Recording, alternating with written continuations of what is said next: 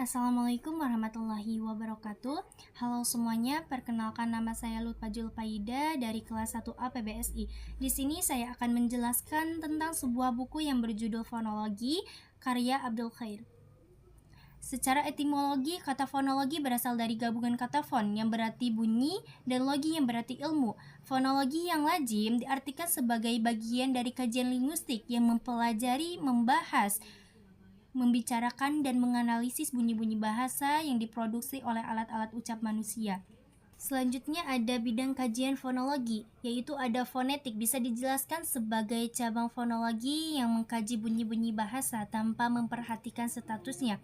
Apakah bunyi-bunyi bahasa itu dapat membedakan makna atau kata atau tidak. Sedangkan fonemik adalah cabang kajian fonologi yang mengkaji bunyi-bunyi bahasa dengan memperhatikan fungsinya sebagai pembeda makna atau kata. Selanjutnya ada fonologi linguistik dan disiplin lainnya. Fonologi ialah bunyi-bunyi bahasa sebagai satuan terkecil dari ujaran, beserta dengan gabungan antar bunyi yang membentuk silabel atau suku kata.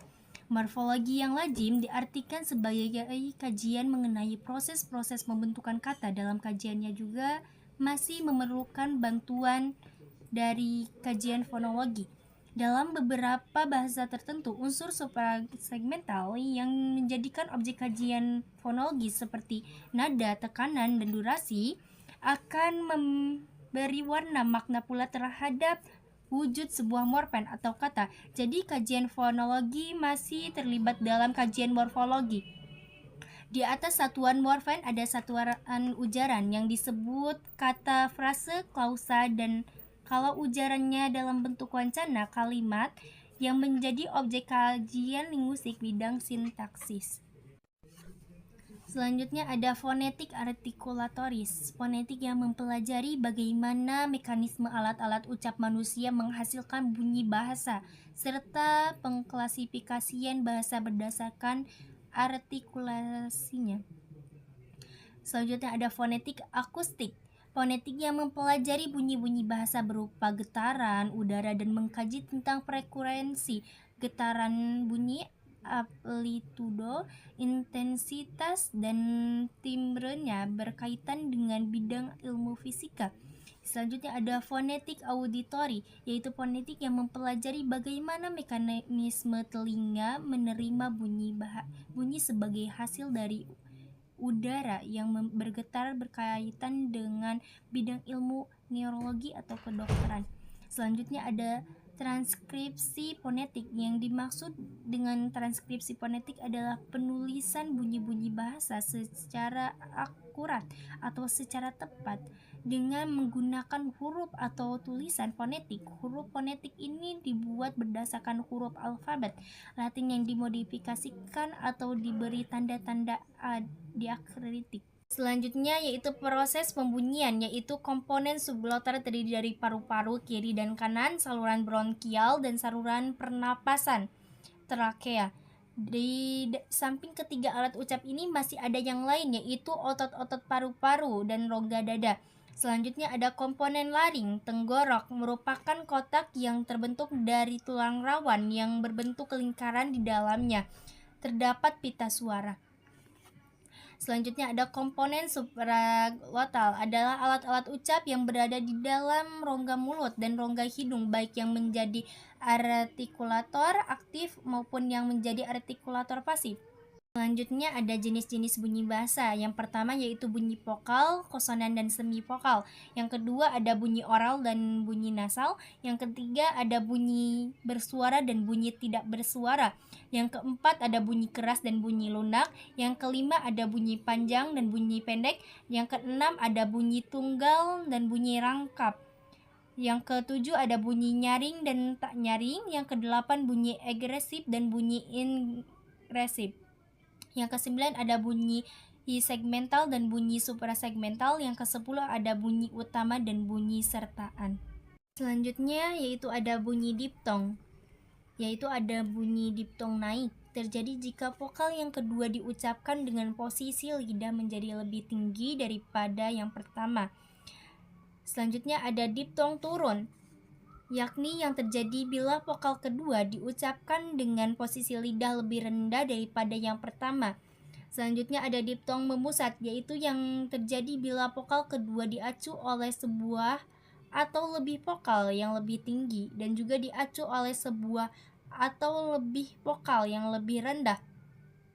Dalam bahasa Inggris ada diptong AA seperti pada kata. Selanjutnya ada silabel atau suku kata adalah satuan ritmis terkecil dalam satuan arus ujaran. Satu silabel biasanya melibatkan satu bunyi vokal atau satu vokal dan satu konsonan atau lebih. Silabel sebagai satuan ritmis terkecil mempunyai puncak kenyaringan sonoritas yang biasanya jatuh pada sebuah bunyi vokal. Kenyaringan atau sonoritas yang menjadi puncak silabel terjadi karena adanya ruang resonansi berupa rongga mulut, rongga hidung, atau rongga-rongga lain di dalam kepala atau dada.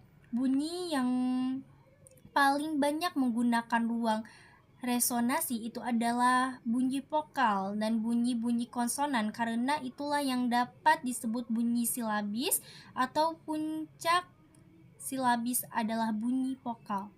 Selanjutnya yaitu fonemik, yaitu ada fonem dan alofon. Fonem adalah salah satu bunyi terkecil yang dapat membedakan makna kata. Untuk membuktikan sebuah bunyi adalah fonem atau bukan, dapat juga digunakan pasangan minimal yang salah satu anggotanya rumpang.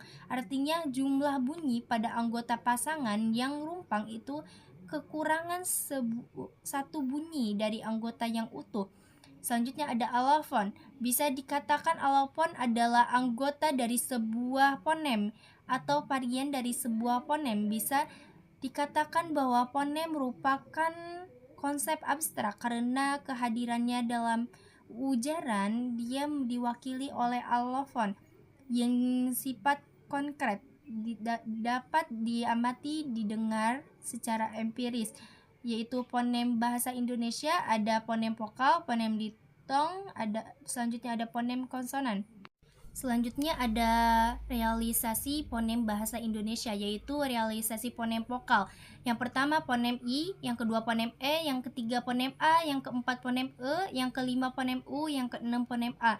Lafal fonem konsonan yang pertama yaitu fonem B, yang kedua fonem P, yang ketiga fonem N, yang keempat fonem W, yang kelima fonem F, dan yang keenam fonem D, dan lain-lain. Gugus fonem adalah dua buah fonem yang berbeda tetapi berbeda dalam sebuah silabel atau suku kata. Sedangkan deret fonem adalah dua buah fonem yang berbeda berada dalam silabel yang berbeda meskipun letaknya berdampingan.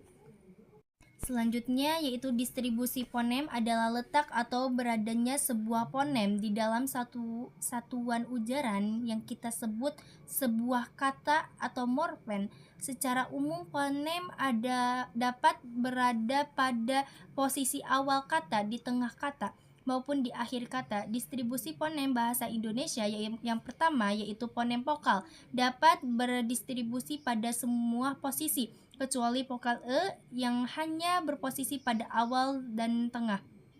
Yang kedua yaitu fonem diptong atau gugus vokal pada umumnya hanya menduduki posisi akhir kecuali diptong au yang menduduki posisi awal dan akhir. Yang ketiga yaitu fonem konsonan dapat menduduki posisi awal, tengah, dan akhir. Yang keempat, gugus konsonan dapat menduduki posisi awal kecuali gugus B yang tidak dapat. Selanjutnya yaitu ada penyebab perubahan bunyi fonem. Yang pertama yaitu akibat adanya koartikulasi, yang kedua akibat pengaruh bunyi lingkungan, yang ketiga akibat distribusi, yang keempat akibat proses morfologi, yang kelima akibat dari perkembangan sejarah. Mungkin itu saja yang dapat saya sampaikan, kurang lebihnya mohon dimaafkan. Wassalamualaikum warahmatullahi wabarakatuh.